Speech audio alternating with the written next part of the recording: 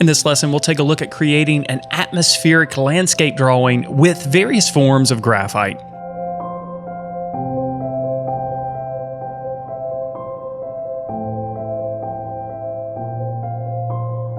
Hello there everyone, Matt here with thevirtualinstructor.com. I hope everyone is doing fantastic out there today. In this video, we're going to take a look at the process of creating a very detailed landscape drawing with various forms of graphite, and we're also going to use some erasers in there as well. Now, this video is a condensed version of a 10-part lesson series that we just completed for members. This complete 10-part lesson series is available to members.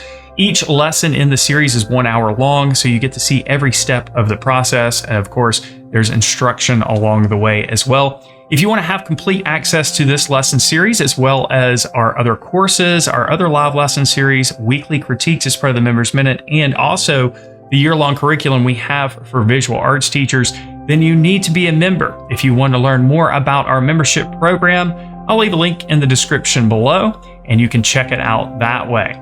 Now, with that being said, we're going to go ahead and start with the materials, and then we'll go right into the process. For this drawing, we'll be using powdered graphite, which you can make on your own if you wish by just sanding down some soft graphite. We're also going to be using various forms of erasers. We'll be using a kneaded eraser, as you can see here. And we're also going to be using a couple of vinyl erasers. I'll be using my Mono Zero eraser for precision erasing.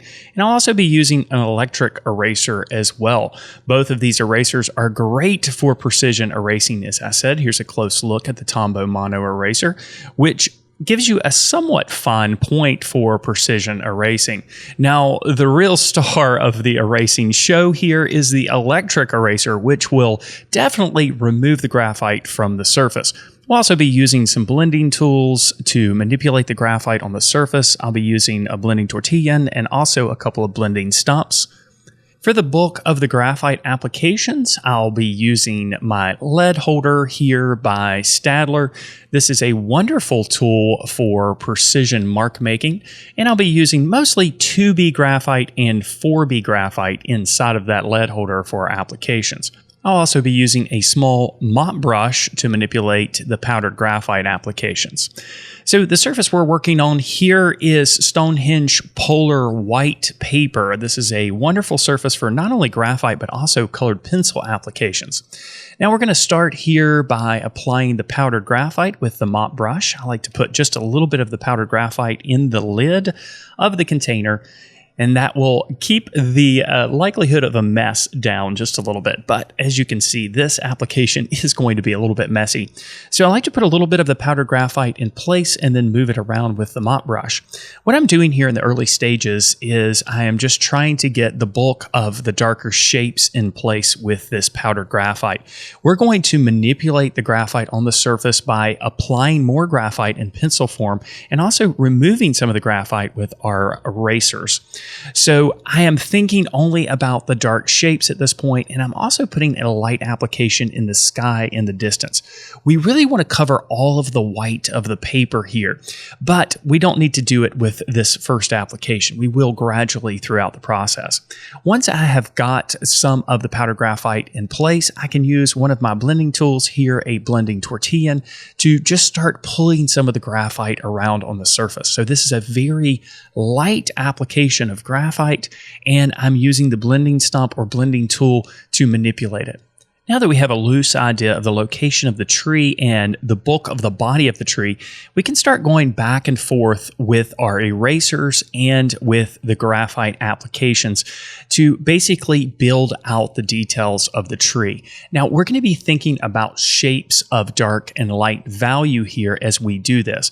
The leaves of the tree obviously create a pattern. Now, it's an irregular pattern, but we can replicate this pattern in our drawing. In other words, we don't have to copy every single leaf or every single branch that we see. Instead, we just want to replicate the pattern that we see. And this pattern is developed through contrast in values. So that gives us a little bit of freedom in our own drawing to create these shapes of leaves and these branches as we see fit. Now, it's the relationships of values. Value is the darkness or lightness of color, if you are unsure about that. But it's the relationships of these darks and lights that ultimately lead to the illusion of texture and form. So not only do we need to build up dark values, but we also need to build up light values as well. So our erasers are going to be doing the job of removing the graphite, creating lighter values and lighter grays, and our graphite pencil is going to be doing the job of creating darker values. Gradually, we will create an expanded value range, meaning that we have the darkest darks and the lightest lights and all of the grays in between. But of course, this only develops through patient application. So this means that we need to work slowly and deliberately.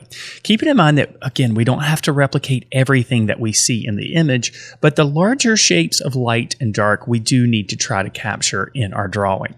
So you can see here as we're working gradually from the left to the right, I am switching back and forth between my erasers. I'm using both the Tombow eraser and also the electric eraser to remove light areas within the picture plane. And then I'm going back in with the graphite pencil, applying the darker values and darker shapes that we see. Now, if you work very slowly and you pay special attention to your relationships of values, you can accomplish this level of detail.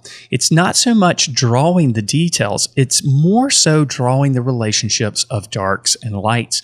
And if you keep this in mind while you're working and just focus on what you are actually seeing, the relationships of dark and light, then your image will gradually appear on the surface and you'll be successful with your illusion. Now, you'll also notice that I'm working at the top of the picture plane and working my way downward. I'm doing this simply to keep my drawing clean. Now, if you put the palm of your hand down onto an area where you have powdered graphite or even some softer graphite, you're going to smear or smudge your drawing. So I like to put a paper towel underneath the palm of my hand to prevent this from happening. But also working from the top to the bottom, and in my case, I'm right-handed, so I'm working also from left to right.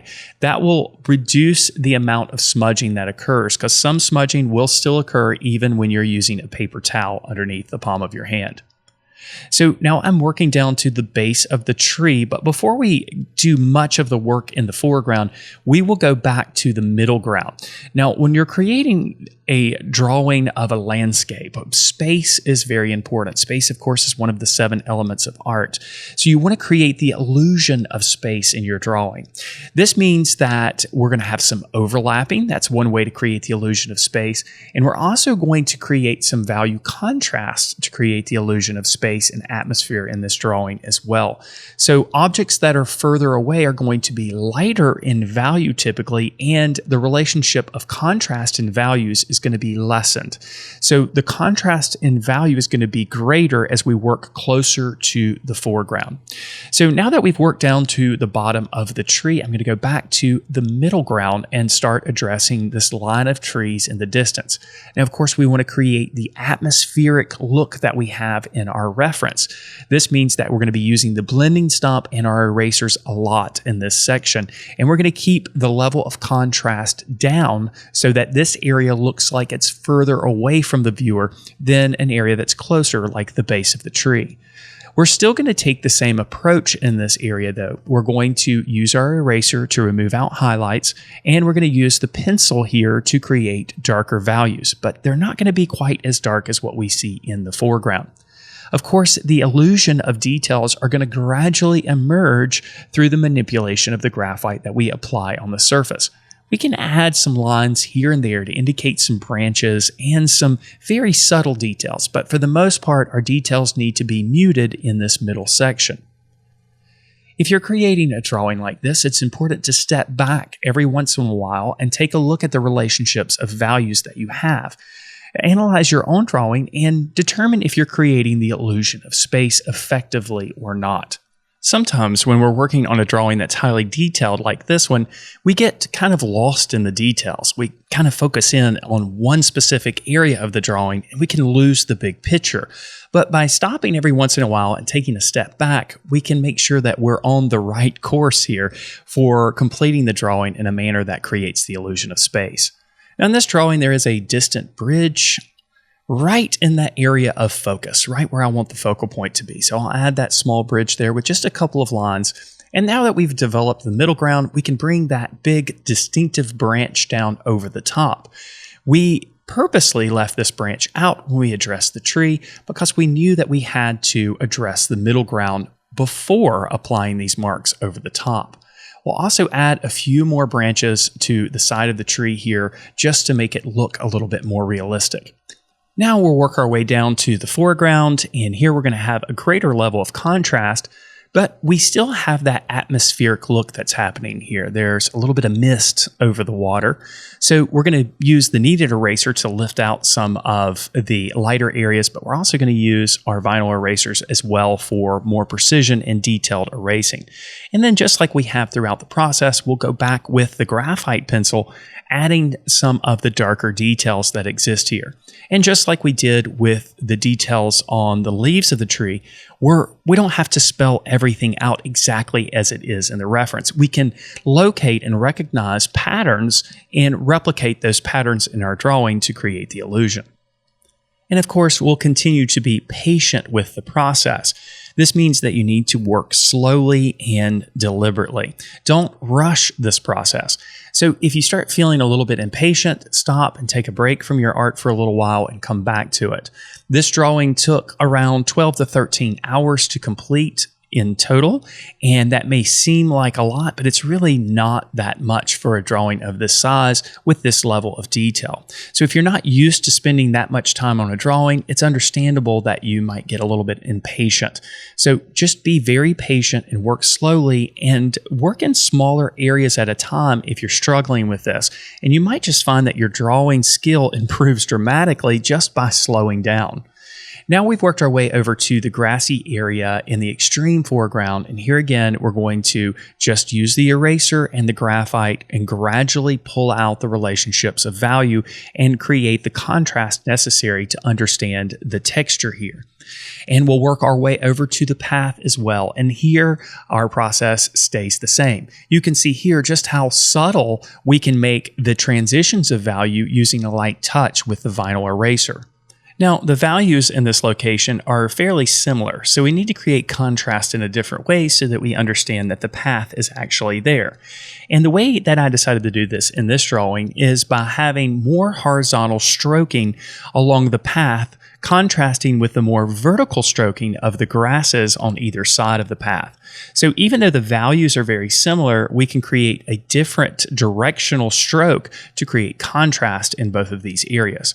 Contrast, of course, deals with any type of difference. It doesn't have to be just difference in value. Now, as we work our way to the remaining section of the drawing, I see that I need to go back and add a few details here and there. Now, I've been doing this throughout the process, so it's totally normal to work an area that you feel like you've worked to completion and then move on to another area and recognize that you need to go back to areas that you've already developed. This could be due to changes in value relationship. So as your drawing gets darker, as you start adding more values, you might see that some areas are a little lighter, or in my case, you might recognize that you need to go back and add additional details just to add a little bit more interest. Now, in this final section, we'll address it the same way, of course, starting with the eraser, erasing out some of the lighter values, and then adding some of the graphite in areas. Now, our stroking here is very important. We want to create some more diagonal, more vertical stroking to create the illusion of these grasses. And as you can see in my drawing, I've decided to create more contrast here in the foreground. So my lighter values are a little bit lighter than what they are in the drawing, just to create a more detailed oriented drawing and one that has more contrast. You really want your drawing to be more interesting than the photo reference that you work from.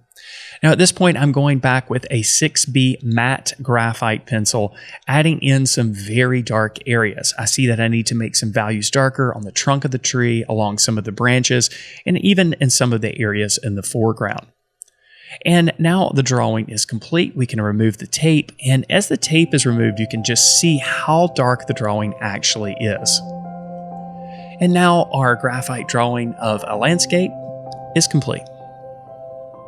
Thanks so much for watching this video. Hope you enjoyed it. Hope you were able to pick up a couple of things here and there.